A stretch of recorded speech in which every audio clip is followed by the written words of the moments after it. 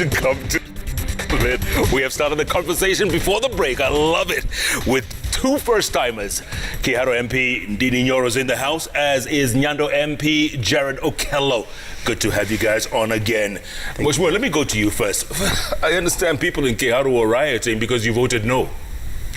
First of all, Jeff, I want to congratulate all the candidates who set for their KCPE and KCSE in April. Why are you going to go for that? I mean, why you want to stick to the topic? Or you no, I'm coming there. As you know, Jeff, okay. Muranga High School in Kiharu produced the best number one in the country. Congrats. And therefore I must congratulate them for such a good job. Jeff, there were no demonstrations in Kiharu, just some people who are insecure who tried to bring some youth from other places to export some youths, to import some youths to Kiharu today, ostensibly to demonstrate, because I voiced the opinion of the people of Kiharu. But of course, it was not successful because the people of Kiharu actually knew and came in large numbers. Na wakawaambia huyu mtu alivote kwa niaba yetu. And he cast the vote on our behalf. And you were okay. And that is where we stand. Na uko sawa na hiyo no? Niko sawa kabisa, because I voted out of my conscience, Jeff. As you said, I come from Kiharu, the home of Matiba. First of all, I voted no for two reasons. One, the timing in terms of priority, but also number two, in terms of content. In terms of priority, Jeff, I think our country, we have more problems than constitutional problems. I don't think we have a constitutional problem in Kenya. Neither do I think we have a political problem in Kenya. The biggest problem we have in our country is an economic problem. Okay, stop right there. In Nyando, what did they think about that? Oh, firstly, Jeff, allow me to say this, that my heart goes out to the families across the country whose lives have been distorted by the current flooding. Many places unprecedented, but for Nyando is perennial. But that doesn't mean that we can sit pretty and cozy as we watch our people under such deluge. It has been too unprecedented the last 2 years, akin to what happened in the year 1963, the worst flooding of its time, that therefore occasioned the government to move other people to higher grounds in Muhoroni, Koru. You were talking about Medika, yes. And there were many others who also went closer to his home. There has been an intervention by the Ministry of Water, certain times patch-ups, when last year they sent 10 excavators to go desilt our rivers and streams. The net effect is that the effect is not as bigger as it has been always. Long-term solution, because that is exactly what our people are waiting to hear. There has been in the works construction of a dam in Korusoin. So far, land has been secured by the Ministry of Lands. Compensation to the landowners has equally been done.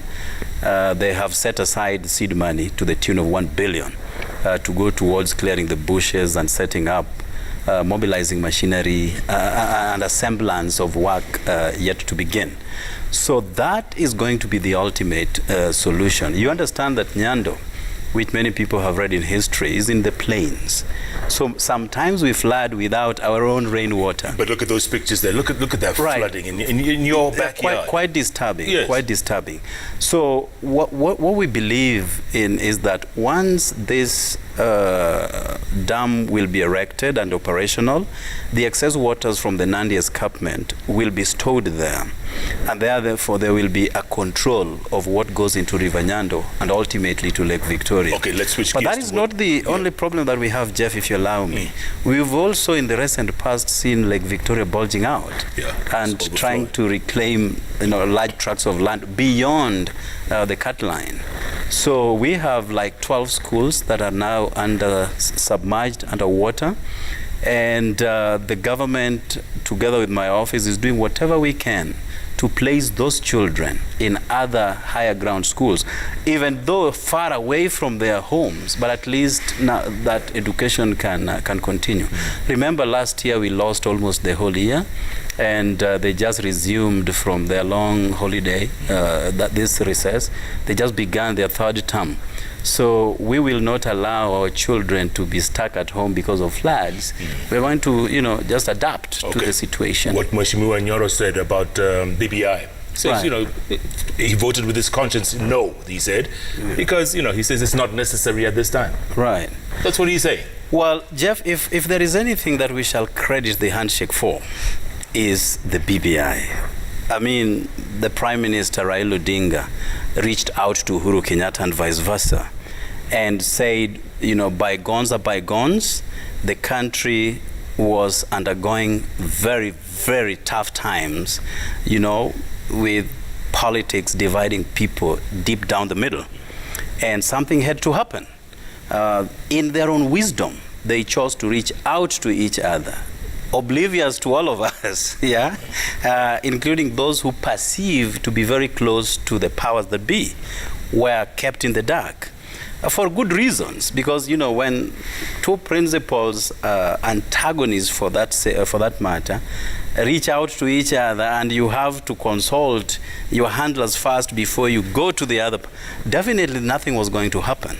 So in their own wisdom, they reached out to each other, and what we saw was just a culmination of lots of talks that had hitherto happened before the 9th of March. I think that is when they stepped out of the Harambee House. So they then talked about the 9 key areas that have adversely affected our well-being and our relationships with each other. We are fine, even with my brother Ndindi Nyoro here, but wait until elections are nearing. Then we get stratified deep down the middle. And then he automatically becomes Kikuyu, I become Luo. And a country that is subjected to this immense suffering, 1 year before and 1 year after the elections, I mean, when are you going to develop this country? So they said, let us try to identify areas that create division and settle if we can. And of course, some of them would be, legislative. We can do them in our using our own powers in Parliament. Some will be administrative, and others have to be subjected to the referendum. And the Prime Minister said, let us give this country a roadmap that will outlive us, And, history will vindicate me that the Prime Minister has always been mindful of the welfare of this country. More than twice, he has sacrificed his wins for the sake of peace of this country. Certain times picking up the premier position so that the country can move forward. But that is about Raila Odinga. How he sees this nation and the direction it ought to go is not the same way others are seeing it. Yeah, others would say, let us fight. Others being... Ndindi Nyoro and company. Well, I'm not going to put... Well, they just said no, but no. Yeah, but the referendum is going to happen, right? I mean, whether you like it or not. Mahesh? Jeff, I must explain the reason why I voted no. And first of all, it's a matter of priority. From where I sit, I think the problems bedeviling our country are more economic, because we are trying to sort economic and social issues, of course, through a document, and I don't think such a superficial manner can bring about results. Jeff, we are in the budget making process currently in Parliament, which will be passing, of course, in June. Jeff, in that budget, the revenues in our country is around 1.6 trillion shillings. Out of the 1.6 trillion that we receive from KRA, in terms of taxes, actually the cumulative revenues in our country, 1 trillion shillings is going to debt repayment in terms of principal and interest. Our country has got around 600 billion wage bill without putting the recurrent expenditure that is beyond now the salaries. And therefore, Jeff, the money that we take to our counties, the money that we actually pay our MPs with in terms of salary and funding Parliament, the amount of money that we take to our development kitty, all that money is borrowed. And therefore, Jeff, I think we need to exercise some caution and actually reflect as a country and hit the nail on its head. And I think it's being lazy every time, every 10 years, we try to make a document ostensibly to rectify problems that are not on the basis of the document. In terms of content, I have gone through the document, Jeff, and I think we are far off in terms of what we are trying to do. I have listened to my brother Jared talking about fighting after every 5 years.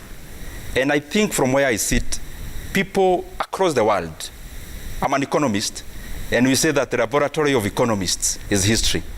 If you check across the world, people fight for 2 reasons. Number 1 is identity, and number 2 is resources.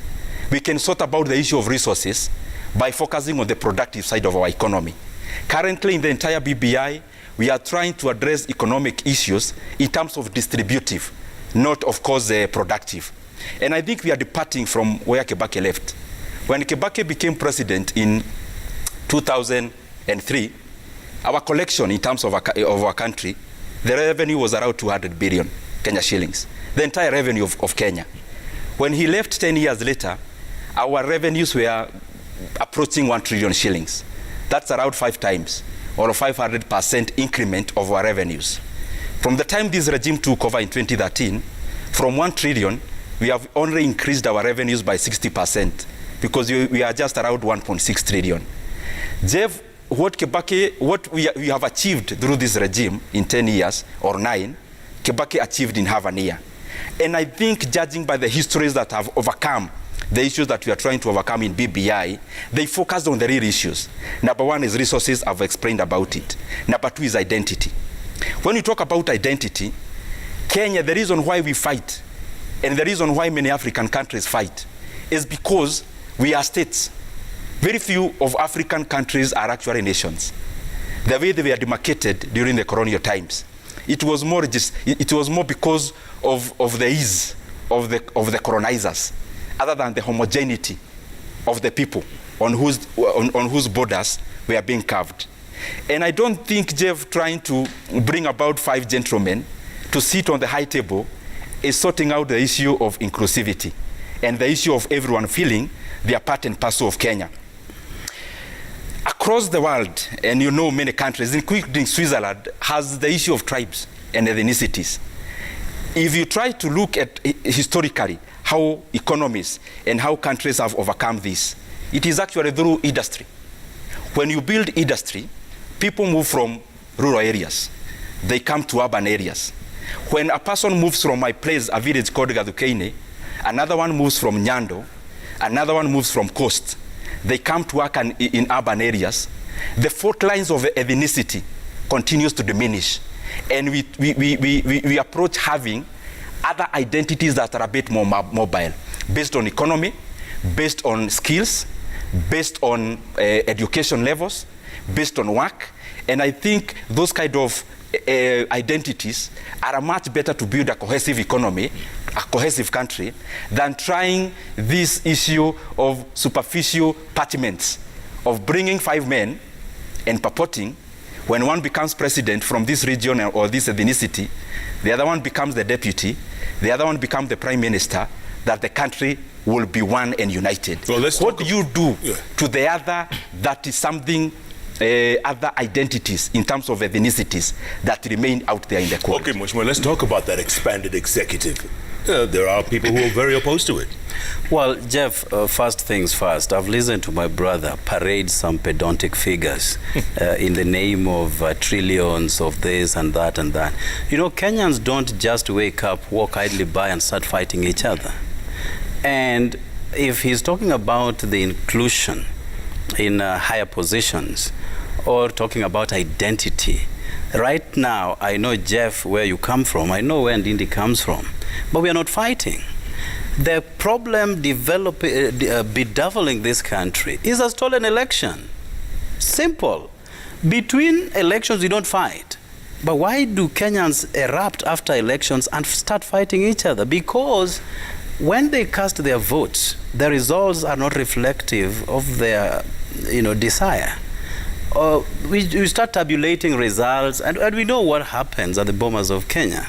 So once Kenyans have detected an anomaly, such as which is characteristic of our elections, it invites war. And that is why I said we have a charged election before, during, and after. And that is where the problem is. And the Prime Minister and President Uhuru Kenyatta are saying, let us not prefer band-aids. Let us go deep and depth of the problems that affect us as a nation. And we are saying no investor, local or foreign, would put his monies in a country that you are not sure of what is going to happen 1 year before elections, during elections, and 1 year after. That by the time they settle down to do real business is 2 years wasted behind us. You cannot catch up as a nation. And monies are not plucked on trees. That when you talk about the economics, you don't talk about printing money, which we can do. Yeah, but what will be the value of that money? So money has to be juxtaposed with another. And that is why it is 109 shillings to $1 now. So meaning American dollar is very stable. So money is not something that you are not going to just create. You have to create wealth. And creating wealth is about investments. And one matter that affects our investment is our unpredicted elections. So they are saying, let us look at all the issues that have surrounded us and have brought us to where we are today and try to address them. And will those 5 positions solve anything? Well, to a larger extent, they will. I mean, we had a hybrid system here just during the Grand Coalition government, and he's very, very exact to say that during that period, Kenya did make a lot of money. We were able to offset lots of our loans. And unknown to many, the United Nations gave President Kibaki an award for reorganizing the economics of this country. So that worked then. If it worked then, why can't we prefer it now? But there are people who are out here, people like my brother Ndindi and company, who have believed that right from the onset, the handshake was meant to push aside their boss, who is the deputy president. And that is what they have believed in. It has stuck in their minds until this day. And, everything would rather crumble as long as their man, who they have in mind, ascends to presidency. But you don't think that's exactly what happened? I mean, deputy president was kind of shoved aside. You don't think so? Well, I remember when the president and the prime minister met and agreed on fundamentals, they said one thing that we must do is to confine our politics to the back burner until the year 2022. That is what they said. Do you agree? The prime minister, do you agree? In his role, I don't agree with the many things that my brother is saying. Someone walked into the bedroom and upset. We had our opinions then. I think that is what are under the bridge. And I think the most important thing for us to do is to look at how we can make a better Kenya. But I also want to say that, Jeff, when I came to this show, I knew I'm coming with a very brilliant man. And I never came here for side shows. When you ask questions, I'm sure I have the points. And I don't need to engage our viewers with the side shows. I don't agree with many of the things that my brother said, starting from the issue of Kibaki, investment, etc. First of all, the Kibaki regime had no debt to offset. During the Moi regime, most of the international organizations and countries that would actually lend money to Kenya would not do so because our credit rating was too low. And therefore, the issue of how he's trying to patch in terms of investments and BBI, and of course invoking the name of Kibaki, I think it is far-fetched. The reason why the Kibaki regime was very good in terms of enterprise is because they were deliberate policies. Deliberate policies to empower the people of Kenya, deliberate policies to grow our entrepreneurs.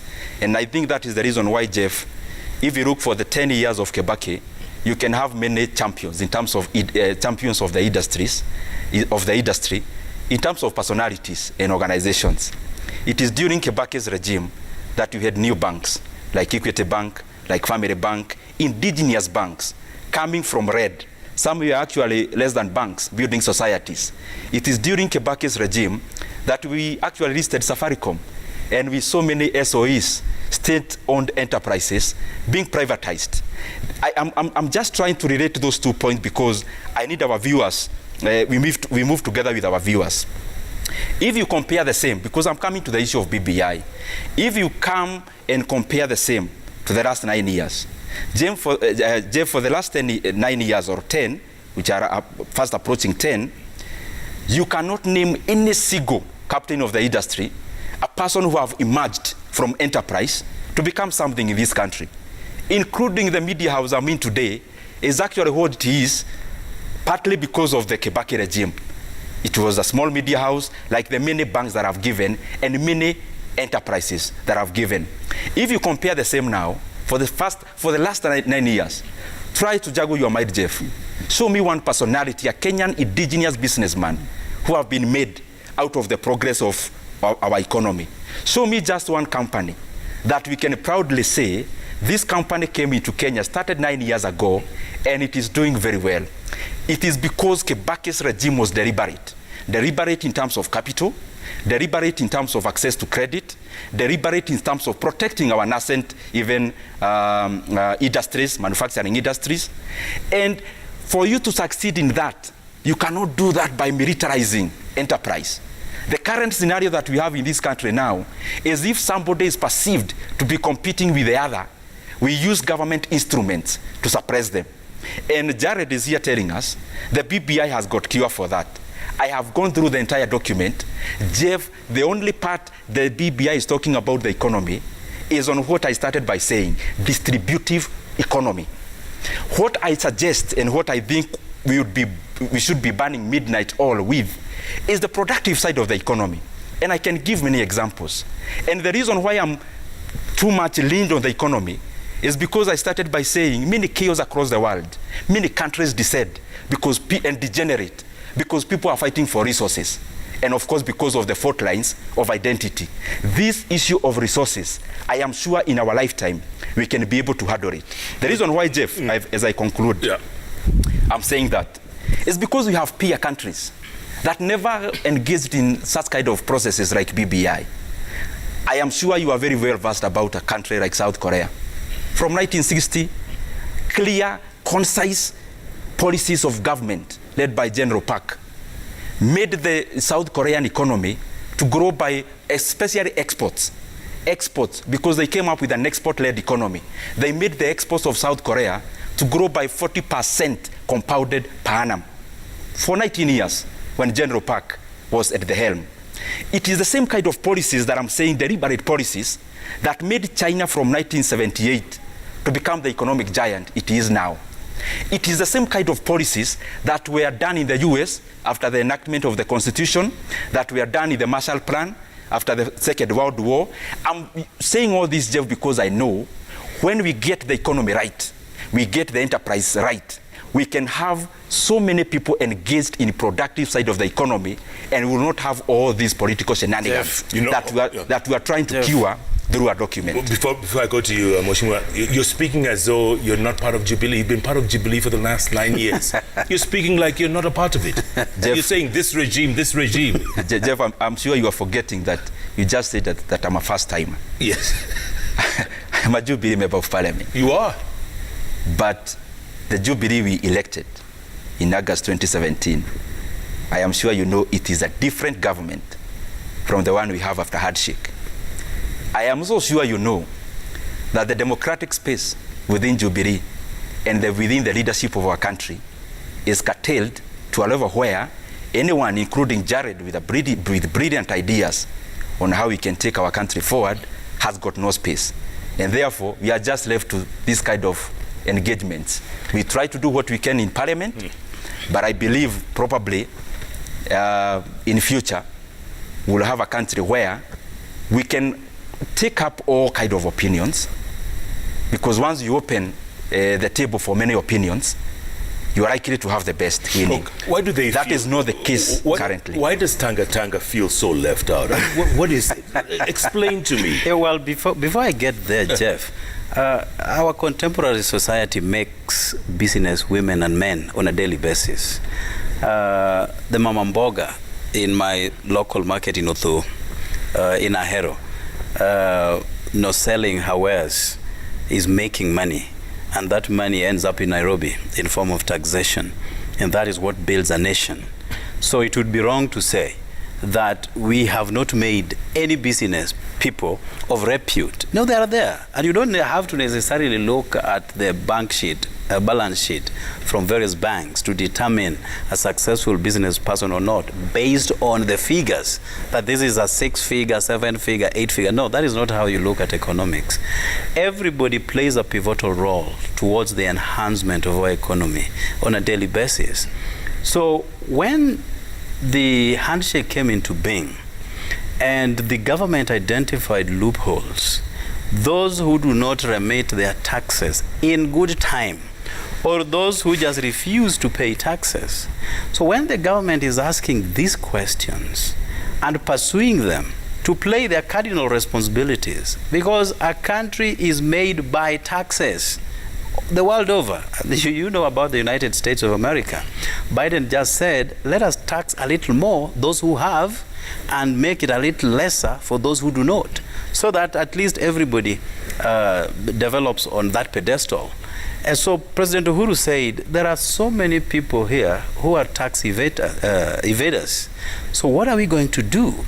Let us pursue them and ask them to do what is right. And when they say that, when Uhuru said that and they started looking at businesses that have not paid taxes, they call it militarizing business community. I mean, you just have to play your responsibility. Unless you applied for tax exempt and Treasury looked at your documents and authorized, then we can be talking about something else. But every Kenyan pays taxes, including the president and the deputy president. Now, coming to Tanga, by the way, you cut me when I was driving a very fundamental point on BBI. Since the handshake and the advent of the BBI process, Tanga went all around the country telling people how bad that thing is and it will not see the light of day. Now, it went to the counties firstly when it left the secretariat to IBC and to the counties, and the figures vindicated us, 42 against 47. Now it came to us in Parliament, and the same propaganda was being peddled, that, you know, this is going to die on the floor of the House. 248 versus 63.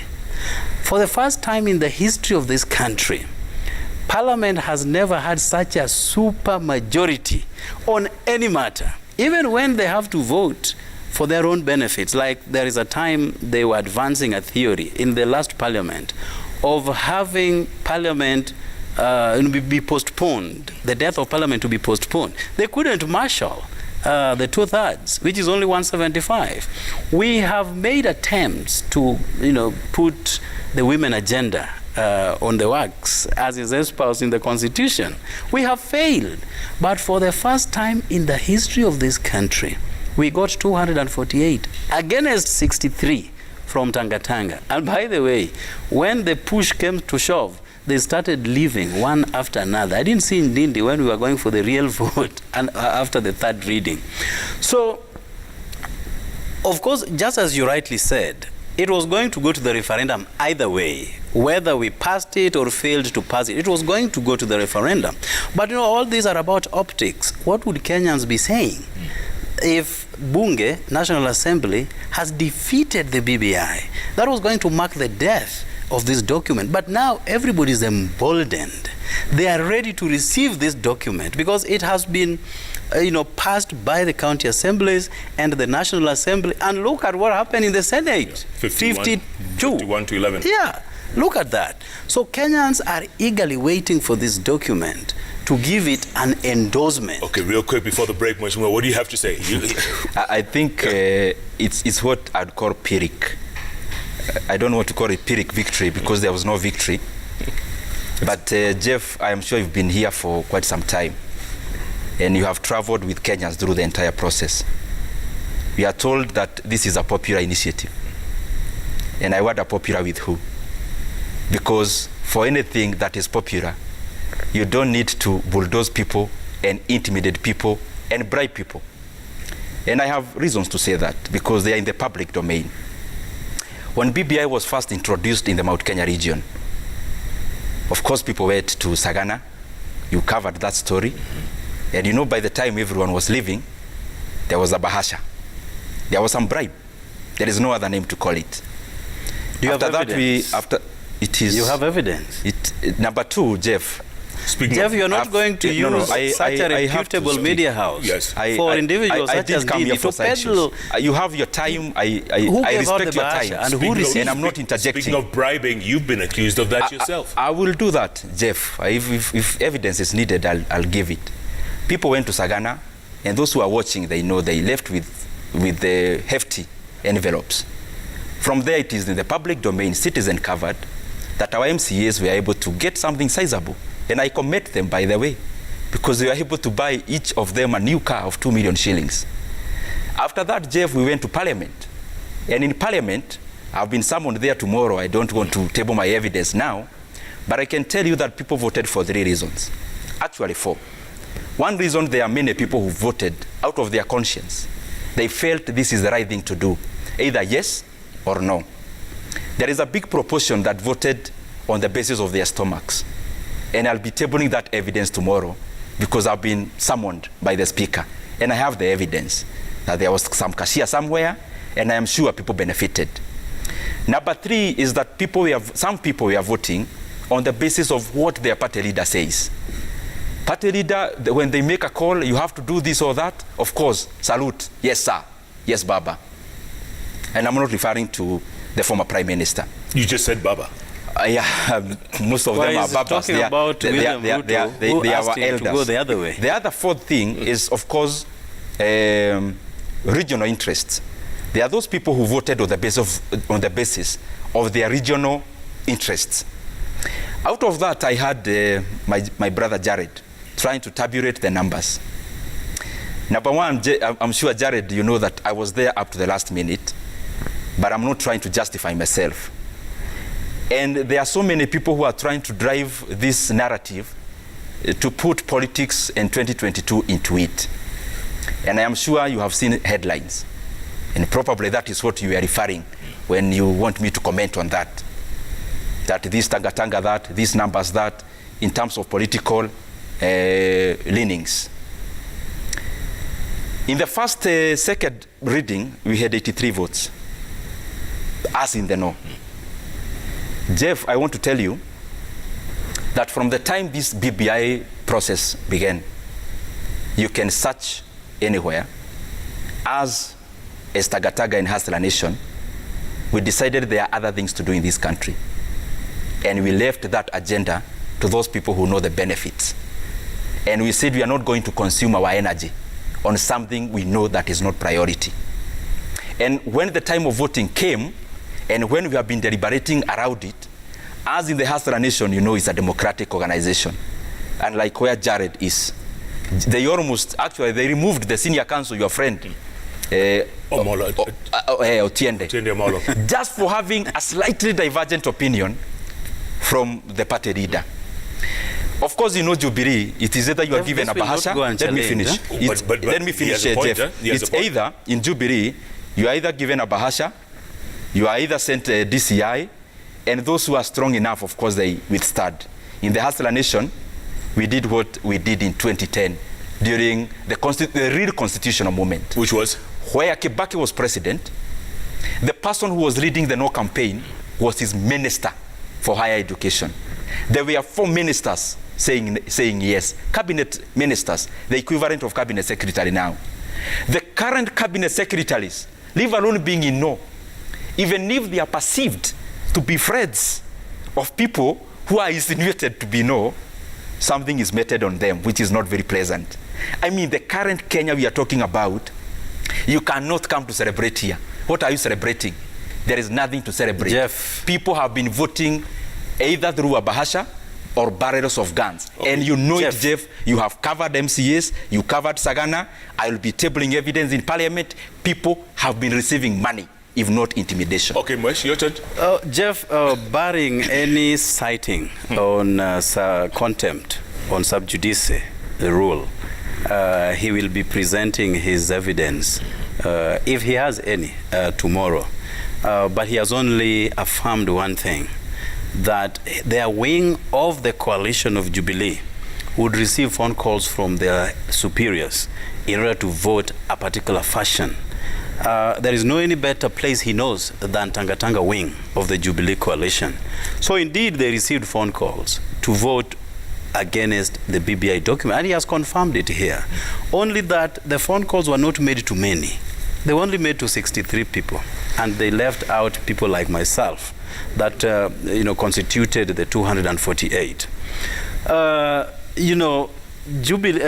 Tanga wing has been riding on innuendos and propagandas, and they have moved across this country sowing seeds of discord, expressing their utter hatred for the handshake, which to a larger extent has stabilized this country. And they wanted to use this as a platform to the next year's general election, that if the people down there in the county assemblies were going to reject this and to be followed by the National Assembly, they were going to come flat out to start campaigning against this document towards the referendum. But now that all the antennae are up and they have seen how this is going to pan out when it goes to the people, they are now saying, by the way, they have never talked ill about the BBI. And I have heard them say this numerous times since Thursday last week, because they know they're going to get a thrashing of their lifetime, and that is the momentum that we are going to ride on towards 2022. What about what Mheshimiwa says about ODM? You cannot go against what Baba says, or the leadership. Like what did he say? Well, maybe Otiende Amolo. Well, he was speaking about how he was opposed to some parts of BBI. Well, I do not speak for Otiende Amolo, and I don't hold brief for him. But what happens in Parliament, and my brother Ndindi knows, we usually have periodic reorientation of committees in Parliament. So and even when this was happening, it affected so many people, actually 7 in number, including my friend Honorable Antonio Lodge, who was moved from PIC to another committee. So when the document was going through JLAC, the Justice and Legal Affairs Committee, Otiende wasn't part of the JLAC committee. But we needed our people who understand the legalese and also understand the constitutional making process. More than Otiende Amolo? Such as Otiende Amolo. That is why we took him there as ODM party. He was in JLAC. Okay. But you remember that at the time we are speaking now, this thing is beyond JLAC. And by the way, it is beyond Parliament now. So of what use is Otiende Amolo again in JLAC when he has delivered on the mandate he was sent to go and carry out? Jeff, so this thing is now going for a referendum. Yes. And by the way, Otiende is also a member of the Public Accounts Committee.